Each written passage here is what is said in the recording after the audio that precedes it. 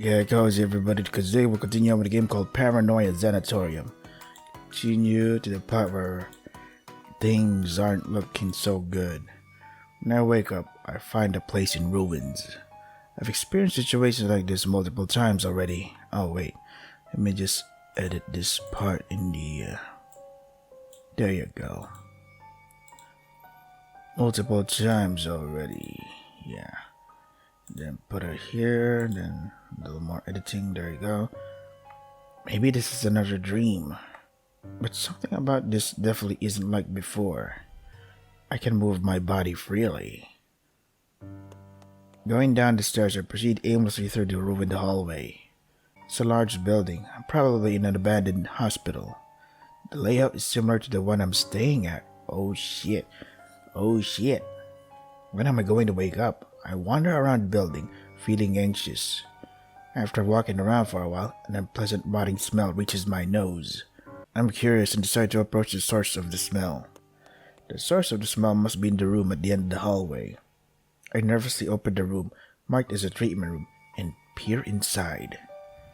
Inside I see several red-black objects.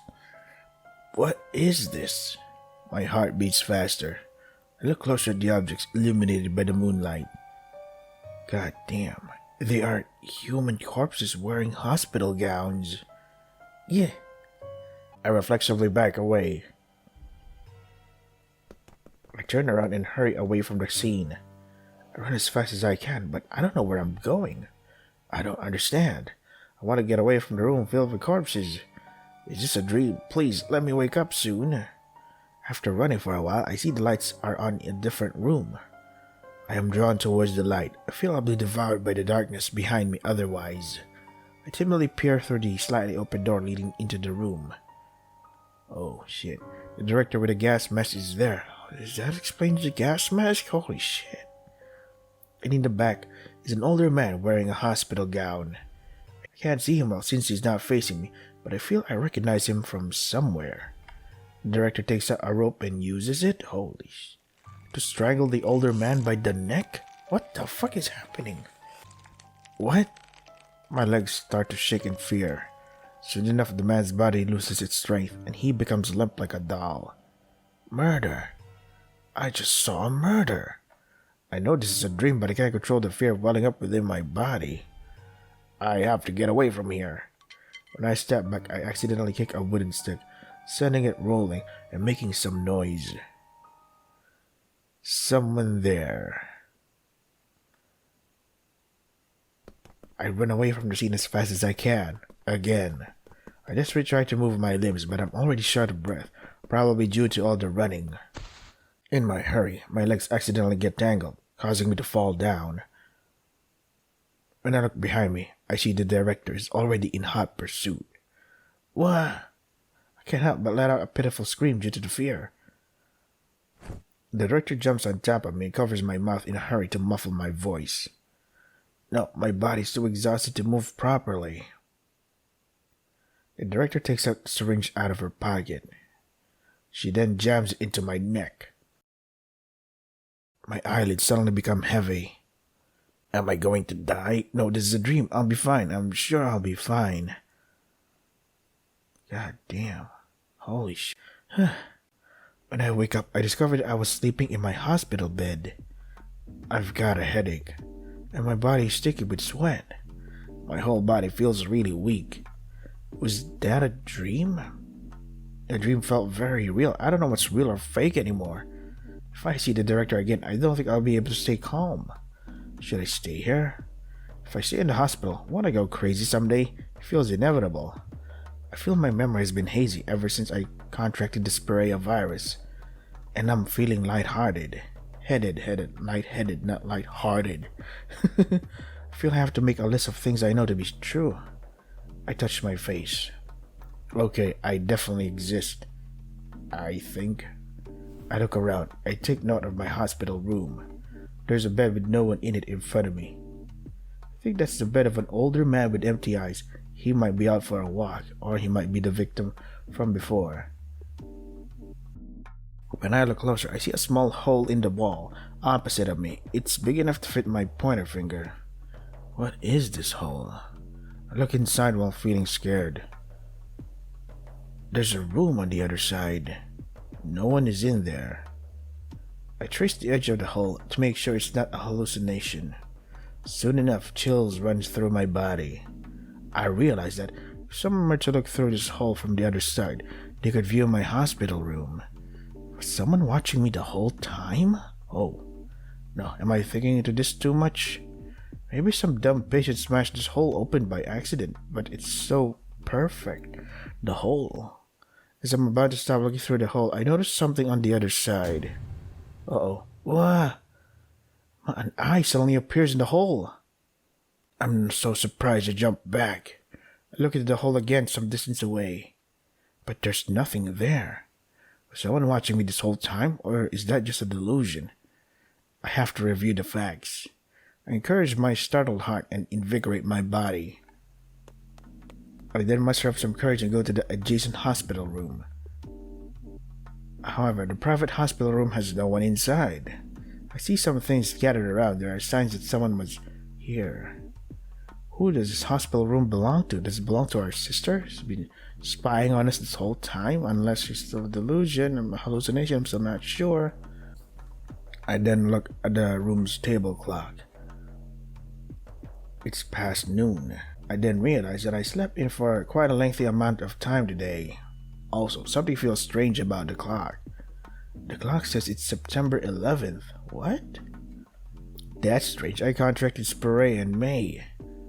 It couldn't have been more than 2 weeks since then. Is the clock wrong? However, when I think about it, I realize that my memories of what happened after I contracted spirea are vague. I feel I'm missing a huge chunk of my memory. Oh shit.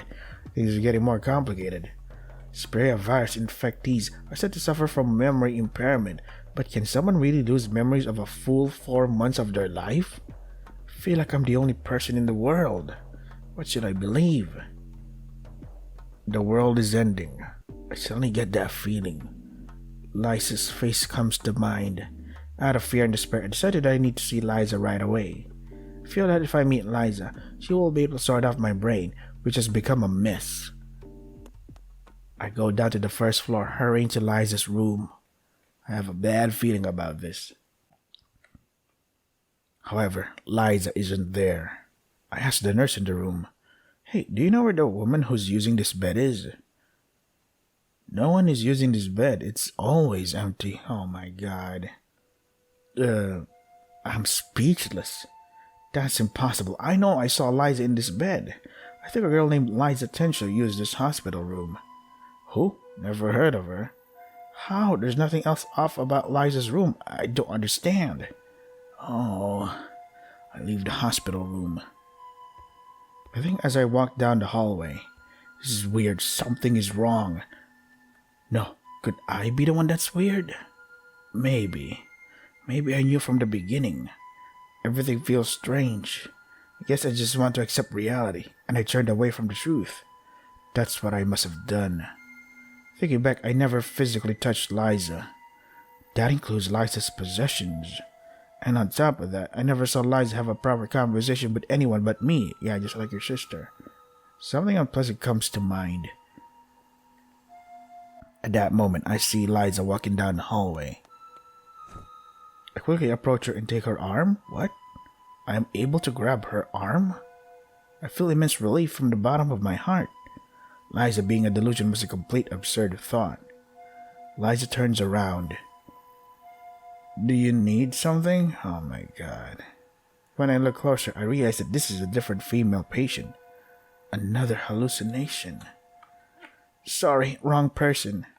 After giving me a quizzical look, the woman walks away. I then run around the hospital searching for Liza. Oh my god.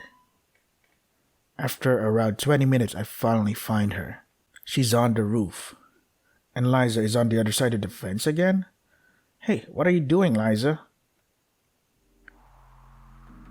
Liza turns around. Lois good. I'd rather be dead. This is for your sake too. What? What are you talking about? This can't be allowed to happen. I need Liza. Did you promise that you wouldn't die if I kept you entertained, or did you get bored of playing with me already? I raised my voice so it doesn't get drowned out by the wind on the rooftop. It was a lot of fun, you're right about that. But I think you need to move on. I want you to live forever, even if I die. That is my biggest wish. I feel startled. Her words have given me a tremendous sense of deja vu. I think I heard something similar from her once. It didn't happen in the far past either. It was recent. Yeah, before I came to the hospital, I actually met Liza. I don't know how I forgot. I still can't remember the details. Looks like you finally realized it. I was confused because you didn't seem to remember me at all. Liza speaks to me as if she read my mind. Did I already meet you before coming to the hospital? You did, about 3 months ago. Holy shit, what a time skip. But we got separated a long time ago. 3 months ago? If what Liza is saying is true, then my memory must be failing. The date on the hospital room clock must have been accurate. And if it's accurate, that would mean my memory from May to August is completely gone. Why didn't you tell me that we already met? A short silence. It's what you wanted. I don't understand what she's saying. What does Liza know about me? Don't play dumb. You know the whole truth. There it is again. It's like she read my mind again. I can read your mind because I'm you. What? The sound of a strong wind echoes in the silence. It seems my suspicions were right after all. The Liza in front of me must be a delusion. Correct, I am a delusion you created. Oh, so all those conversations we had were actually just me all along? I don't know that for sure. I was created from the Liza in your memories. There were many times where we repeated the same conversations you had with the real Liza. You seem to have forgotten. So the real Liza, where is she now? You already know the answer. You don't need to ask. The real Liza is dead. She's lying, or is this a dream? Or maybe Liza's just acting crazy due to the Paranoia virus. She's the kind of person who's obsessed with the idea that the world will end. Lewis, I told you that I didn't care if I died, because the world is going to end anyway. Those are your words. Because I am you. What do you mean? The world really is ending. We're being invaded by monsters. And it was you, not me, who despaired over everything and tried to kill himself. I don't understand what you're talking about. The world isn't really going to end. Touch my hand, that will help you remember. Liza places her hand on the fence. You lost your memory partially because of your illness, but it was mostly due to that girl. The reason you can't remember is because you are repressing the memories. I approached the fence and tried to touch Liza's hand as instructed. My fingers don't collide with Liza's hand and just touch the fence. It's going through. Why? You get it now, right? You can't touch a hallucination unless it's an overlay for something. It's the same for Guerny. A fact as sharp as a knife is thrust before me. I can't doubt it anymore. Liza is definitely a hallucination. I didn't want to admit it. Immediately afterwards, memories flood into my brain. Various scenes pass by me at tremendous speed. For some reason, I feel certain that all of it is true. Yeah, it all started with the Paranoia outbreak. I thought that Paranoia was a blood-borne disease, but I was wrong. Paranoia is an airborne virus that spread with terrifying speed across the world. Someone is distorting the truth. And Paranoia isn't just a virus that makes people go crazy. Early symptoms do include hallucinations, delusions, and memory impairment. After that, the mind completely collapses. Even the body is vastly altered. The end result is a monster with no sense of self. No one knows where this terrible virus came from. Was it leaked from a research lab, or did it mutate from another virus? Or, as Liza suggested, it's a divine punishment for humanity. 1 month after the Paranoia virus was discovered, the world was overrun by the monsters. My parents weren't spared, they turned into monsters too. Unlike zombies, the monsters are still alive, but they have become mutated beyond recognition and have lost their sense of self. They are no longer human beings. The only survivors were those who had antibodies to the Sperea virus. The antibodies vary from person to person. Some people, like my little sister, have perfect antibodies that are completely immune to the virus. There are also people like me who have imperfect antibodies. For people like me, the infection progresses slowly. All my sister and I could do was stay at home and live in fear of the monsters. My sister took care of me when I contracted Sperea. However, I couldn't stand being dependent on my sister's kindness. Due to the instability of those infected with Sperea, I feared that I would eventually go mad and kill my little sister. I was terrified by the thought, so I left, leaving behind a letter for my little sister. It hurt to leave my sister by herself, but I knew I was dead anyway. All I could do was choose when it would happen, and I decided that sooner would be less painful. I lived in a rural town, so there weren't many monsters around. Monsters were mostly concentrated in urban areas, where there used to be a lot of people. As I wandered around town, I saw a woman I recognized from somewhere. She was Liza, who used to live in the neighborhood. And when I called out to her without thinking. "Oh, it's been a while, Louis-kun. Oh shit, are we replaying what we went through so far? You've grown taller." Liza approaches me while saying that I uses her right hand to measure my height. My appearance has changed drastically due to the Sperea infection, so I'm impressed that she was able to recognize me. "Why are you here, Liza?" When I asked Liza for details, she said that she came to visit her grandparents' house with her family. She then lost track of time for the return trip due to the Sperea outbreak. Her whole family turned into monsters after that. Like my sister, Liza had perfect antibodies to resist Sperea. I'm lonely, so let's go do something together. I have imperfect antibodies. I'll probably turn into a monster in about 6 months. That's fine, I'll cure you by then. If I try various rituals I know, I'm sure I can help you get better. Despite the hopeless situation, Liza was still carefree and doing her own thing like before. However, I didn't think she took the situation seriously enough. I might go berserk and kill you on accident. That's okay. Liza smiles. Death doesn't mean it's the end. Maybe there's an extra stage after death, and that's where the dead go. Her story has no basis in science or fact, but she seems to care about me in her own way. But if I die, you should come with me too to the next stage. I couldn't help but burst out laughing at Liza's casual request for me to join her in death. Okay. I agreed to stay with her, remembering how I would always follow Liza when she would go exploring. In the end, I decided to be with Liza. I spent the next 2 months with Liza. I handled collecting food and essentials on my own. It was all for Liza. I knew I didn't have a future anyway. Liza, on the other hand, was too free-spirited to think that the world was about to end. She would sometimes look for ghosts, try to summon UFOs, or attempt black magic. Like before, I would go along with it. I felt dumb for hanging on. But it was fun. I nearly forgot what the real world was like. God damn, so the rituals we did in the hospital were just... One night, the two of us sat on the bench looking at the night sky. It's a pity that there weren't many stars shining that day. Hey Loskun, do you remember when we were attacked by a wild dog a long time ago? Of course I do. I think it was when we were searching for Tsuchinoko in the mountains. I was too scared to do anything, but you scared it away with a wooden stick. That's when I realized that you're the kind of person who can face reality. Well, I figured it would just follow us again and attack us if we ran away.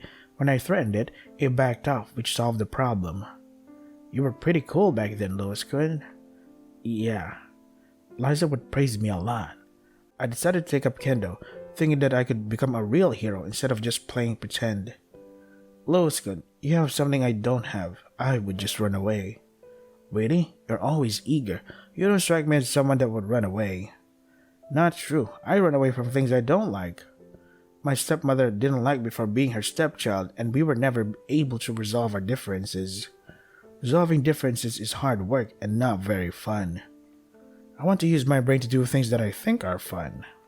I never thought Liza had a family situation like that. My love of the occult may have been my escape from reality. I didn't want to think about my family. It was that bad? Not entirely. I wasn't being outright bullied, and I wasn't particularly distressed. Really? Yeah, there are other reasons as to why someone might be interested in the occult. Other reasons. My grandfather's influence. He was a true occult enthusiast. Okay. A part of me can't accept Liza's words, but I decide to accept them for the moment. We've done a lot together, but we've always gravitated to non-scientific things. I don't really care about the truth of something. If I learn the truth of something, it's not fun anymore. Liza must have known that everything about the occult is bogus, though maybe the falsehoods had a certain appeal to her. This is a story my grandpa would tell me. Let's say you saw a portrait of a woman and you were deeply moved by it. Liza speaks in a lower tone. She's presumably trying to imitate her grandpa. Let's say that the woman then appears in front of you.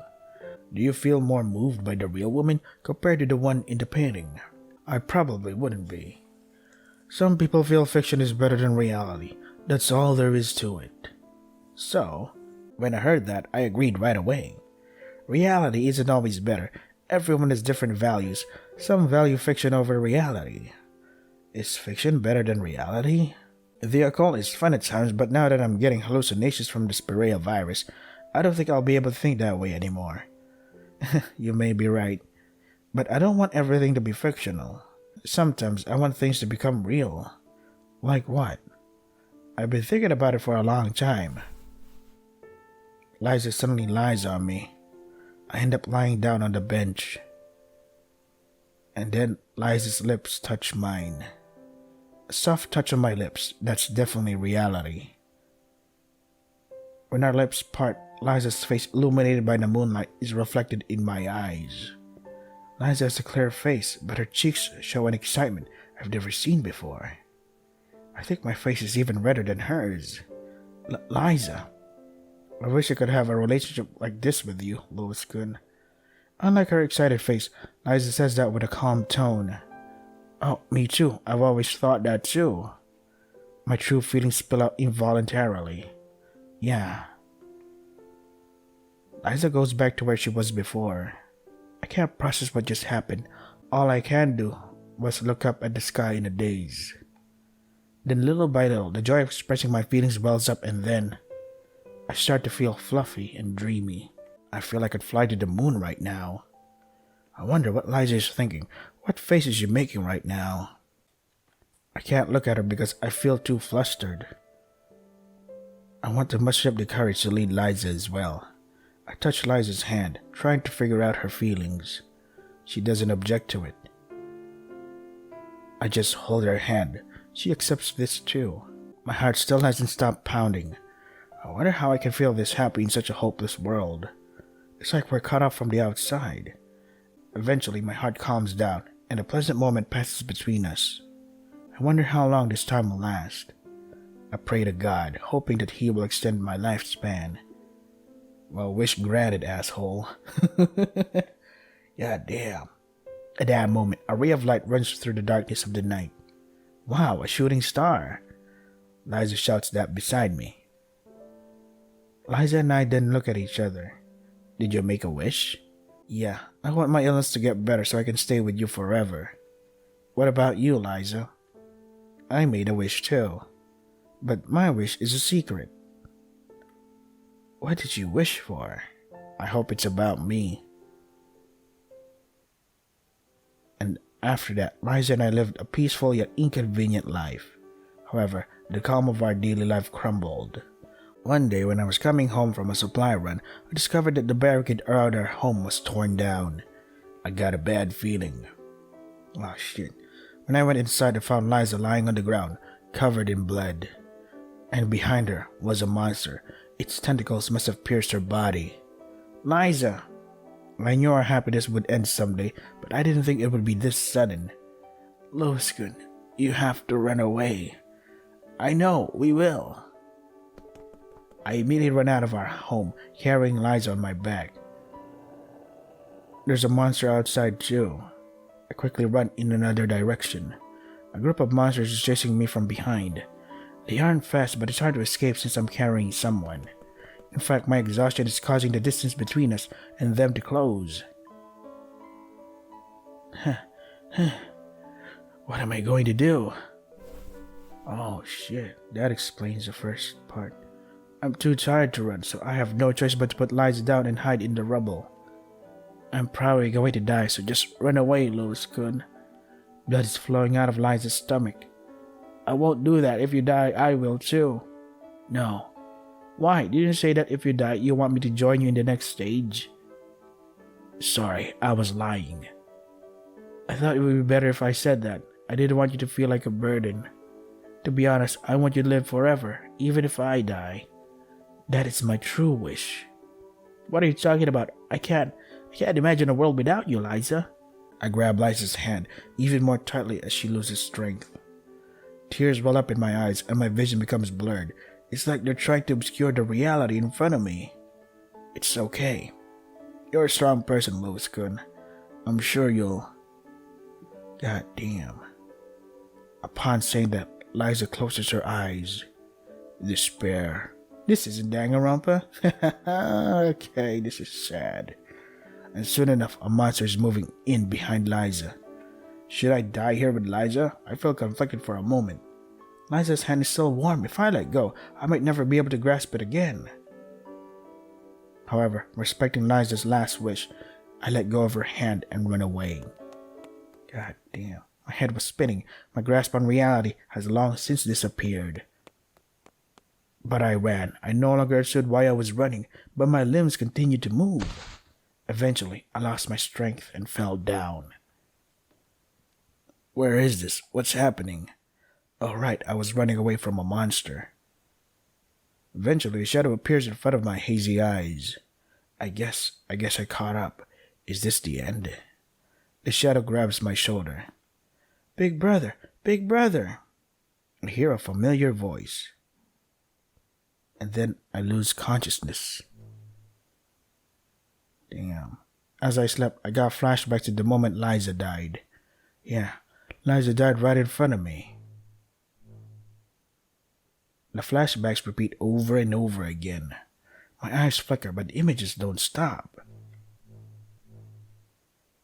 Enough, I know. Please stop. When I wake up, I find myself on a bed in an unknown location. I must be in an abandoned building somewhere. Big brother, you're finally awake.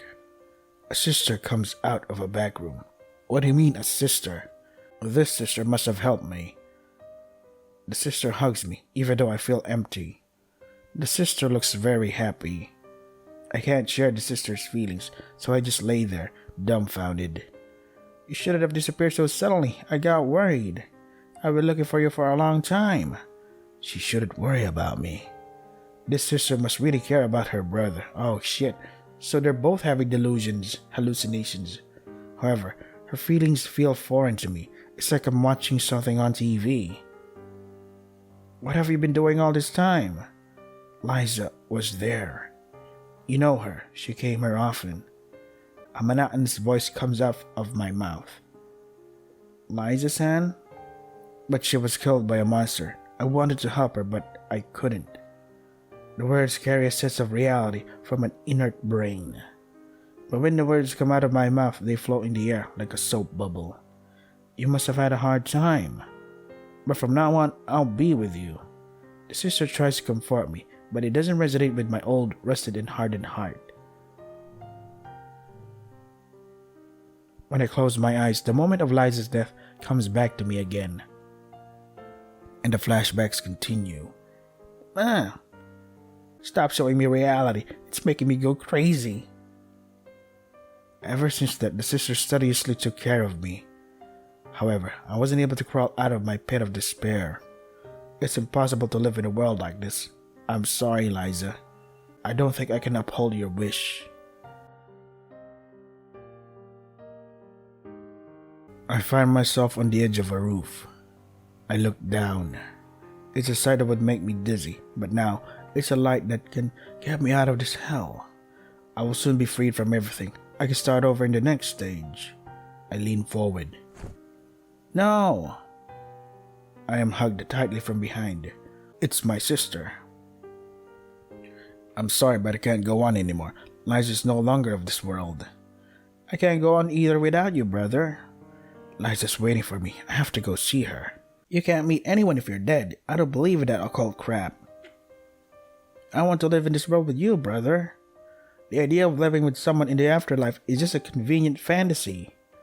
I'm happy that she looks out for me. I would like to understand why, were it possible. But her words just passed through me completely. Even if you don't like it, I'll make sure you stay with me. Even if it means tricking you. Oh, the sister pulls on me, taking me somewhere. I'm just an empty shell, so I don't have the willpower to fight her. I just give in to the flow. I discovered that my hands and feet are tied. The sister must have done this. What is she planning?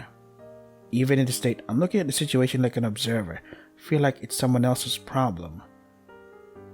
Since then, the sister would continue to whisper into my ear. You never met Liza-san. The Speria outbreak never happened.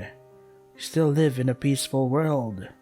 The sister keeps trying to arrange things in a way that's convenient for me. Why? The whispers keep going on and on. Feels like I've spent an eternity in this room that I've lost my sense of time. Speria is a disease which only has delusions. This disease can be cured over time. So that explains why the Speria virus is something simplistic, because she drove that memory into him. We're going to a mental hospital to cure you. The hospital is surrounded by nature and is a beautiful place. There are many patients there like you, brother.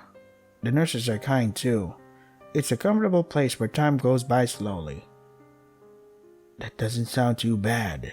Eventually I feel comforted by my sister's whispers, and I entrust my heart to her gentle words. My brain is a mess because I can't figure out what's true or false. I feel a crash and a snap. Yeah, welcome to my world. The next thing I heard once I regained consciousness was a sickening voice. It's like a saw is cutting into my skull. Do you remember everything now? God damn. I want to continue more, but I have to stop here because I have to prepare for work. Oh God, this is getting... Oh, so that's it then. Everything has been a lie. And the sister, who's crazy beyond belief, is also the one who instilled that fake memories onto us. We were about to do it. We were about to end ourselves and stuff, but god damn it. I first thought that the beginning part of the story was like we stabbed the heroine or whatever. That explains why we got sent to a mental hospital and that it was us all along, but god damn, everything became complicated now. Even more complicated. So I'm going to edit here. Paranoia Zanatorium. If you want to try the game for yourselves, the links are in the description. That is all for today. Stay safe and take care of yourselves.